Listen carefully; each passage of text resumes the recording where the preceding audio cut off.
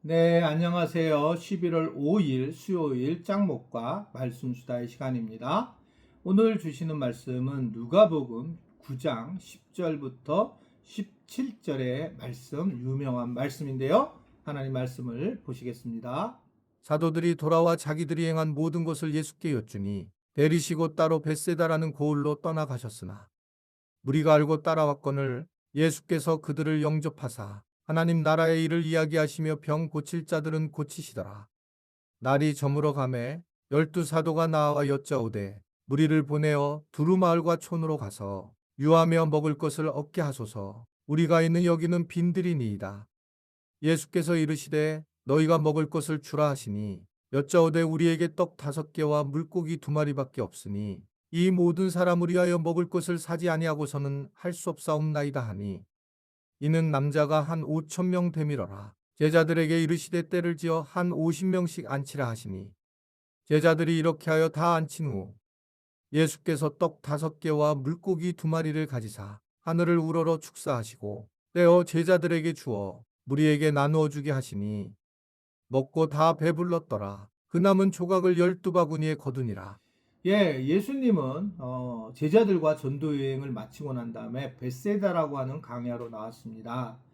그러자 수많은 무리들이 이 벳세다 강야로 예수님에게 말씀을 듣고자 하여 나왔습니다.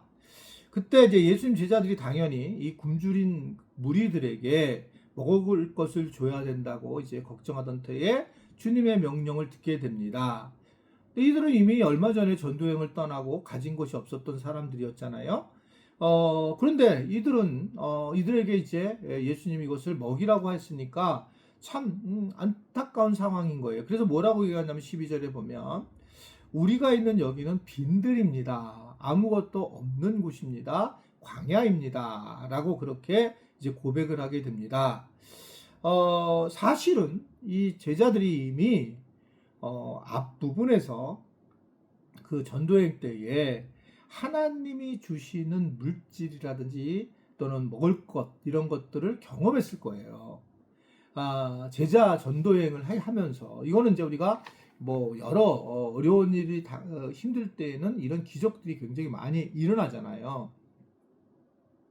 저희 교회도 지금은 뭐 그냥 굉장히 그 어느 정도 이제 안정이 됐기 때문에 그게 많이 안 일어나지만 교회가 너무 어려울 때에는 처음에 정말 상상할 수 없는 기적들이 많이 일어났다고 말씀을 드렸잖아요.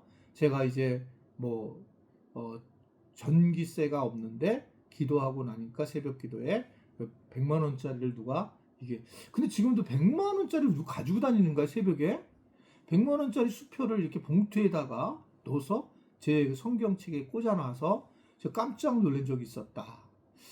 그게 진짜 사람이 한 건가 지금도 궁금한데요.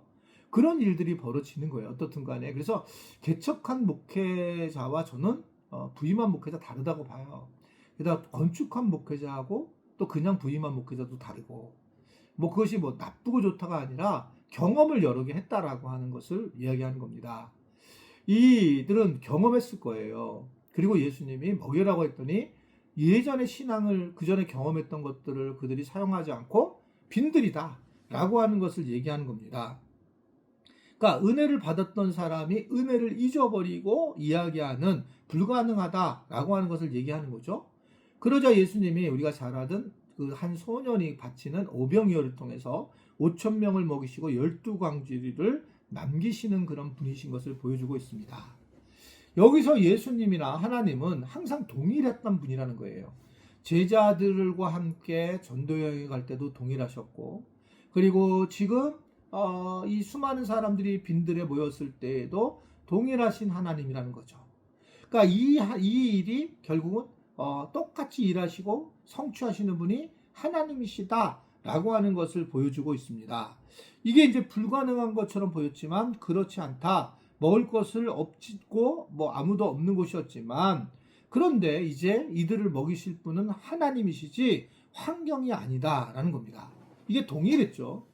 그래서 이게 하나님을 만날 때 처음에 이 초기에는 광야에서도 그랬고 이 만나를 먹고 하나님이 살아계시는 것을 경험하고 기적을 경험해요.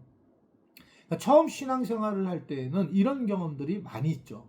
제가 아까 이것처럼 교회를 처음 할 때도 마찬가지고 놀라운 일인데 이제 시간이 지나면 그럴 필요가 없는 거예요. 본인들이 노력해서 해야 되는 일이죠. 그런데 이제 그러나 하나님이 하나님됨을 알려주시기 위해서 때로는 이러한 일들을 일으키시는 그런 모습들을 보게 되고 현대는 이런 게 안 일어나느냐? 우리에게 부족함과 빈곤함이 있으면 일어나겠죠. 그러니까 뭐 우리가 5만 번 기도해서 응답을 하신 그 조지 밀러라고 하는 목사님도 마찬가지죠. 고아를 위해서 이제 어떻든 먹여 살려야 되는데 아무것도 먹을 게 없는데 지금 제가 정확한 숫자는 모르는데 한 2,000명을 고아를 키웠던 것 같은데요. 그날도 먹을 것이 전혀 없는데 그리고 이제 기도를 하고 있는데 하나님께서 차를 한 대 보내주시더라는 거예요. 그랬더니 이제 한 그 빵집에 있는 그 공장에서 이 빵을 나가야 되는데 그쪽에서 못하게 돼서 갑작스럽게 어떻게 할까 하루 지나면 이게 상하니까 그래서 이제 고아원을 생각해서 갖고 왔는데 딱 그만한 어떤 빵이 왔다. 기도와 응답이 왔다는 거죠. 이제 그런 일들이 그러면 없냐? 있죠. 당연히. 당연히 막 신기한 일들 하나님의 계획하심 안에서 그러한 놀라운 일들이 일어나는 것은 사실입니다. 그러니까 저희도 마찬가지예요. 저도 이게 제가 하나님께서 하시는 일에 대해서 흘러가는 방식이 있어요. 흘러가는 방식. 이제 그 흘러가는 방식으로 하나님이 인도하실 때가 있습니다. 아마 이제 우리 정 목사님이 뭐 언젠간 얘기할 텐데 이 정 목사님이 정종찬 목사님이요. 이제 선교를 가기 위해서 우리가 교회가 허락을 했죠. 그런데 이제 그분이 이제 감사 일기를 우리 세 가지 감사를 이렇게 이제 목회자 톡에 나누는데 어느 날 누군가가 얘기해 줬는데 선교에 대해서 컨펌이 돼서 저희가 감사하다 이런 표현을 했어요. 깜짝 놀랐어요. 왜냐하면 선교는 이미 결정했는데 이 결정을 지금 하는 과정 중에 누군가가 또 그 얘기하는 것에 대해서 감사하다는 겁니다. 이분이 선교를 왜 이렇게 했지? 그래서 물어봤더니 선교를 자기가 콜링돼서 하는 게 아니라 혹시 교회가 어려울까봐 했다는 거예요. 선교사로 가는 것이 맞다 이렇게 생각했다는 겁니다. 어쨌든 그분의 어떤 과거의 교회 아픔 때문에 그런 이제 어떤 마음을 가지고 있었던 것 같습니다. 이제 그런 과정에 이제 뭐 당회를 우연히 하다가 장로님들이 우리 교회에 지금 요양원을 만드는 얘기를 하는 거예요. 요양원에 대해서 목사님 설교를 했는데 너무 중요한 것 같습니다. 그래서 내가 그래요? 정 목사님이 늘 평생 요양원을 하고 싶어 했는데 그러니까 막 장로님 다 박수를 쳤어요. 그래서 내가 물어봤죠. 목회자 수련회 때 정 목사님한테.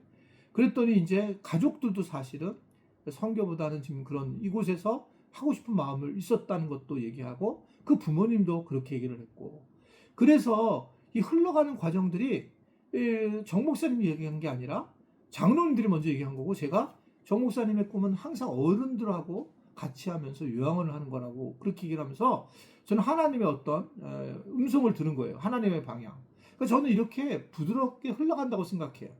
본인이 막 나 다시 안 하고 요양원에 갈 거야 이게 아니고 그렇게 요양원은 누가 제일 할 수 있겠는가? 그럼 앞으로 우리 교회가 그 요양원을 세워서 가는 것도 되게 중요한 교회 가치겠구나라는 생각을 이제 하게 되는 그런 마음이 있습니다.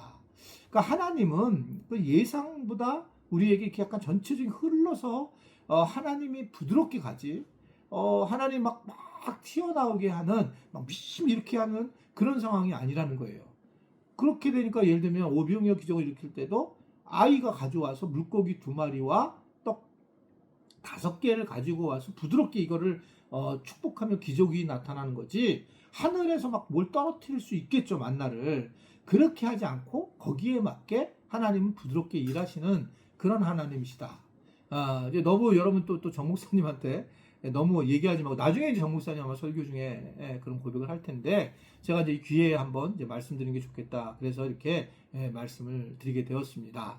자, 여하튼 오늘 우리가 은혜를 잊어버리지 말고 하나님께서 우리에게 베푸신 것들에 대해서 잊지 말고 계속적으로 이 땅에서 그 은혜 안에서 살아갈 때에 우리가 어떤 환경이 와도 빈들로 생각하지 않고 주님을 바라볼 수 있게 된다. 그것을 기억하면서 오늘 하루도 주님 은혜 가운데 살아가는 우리 지체들이 되기를 바랍니다. 기도하겠습니다. 하나님, 우리가 하나님 잘 모릅니다.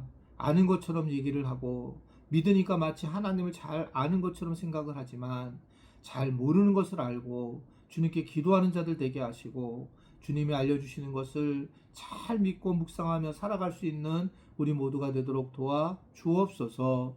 예수님의 이름으로 기도드리옵나이다. 아멘.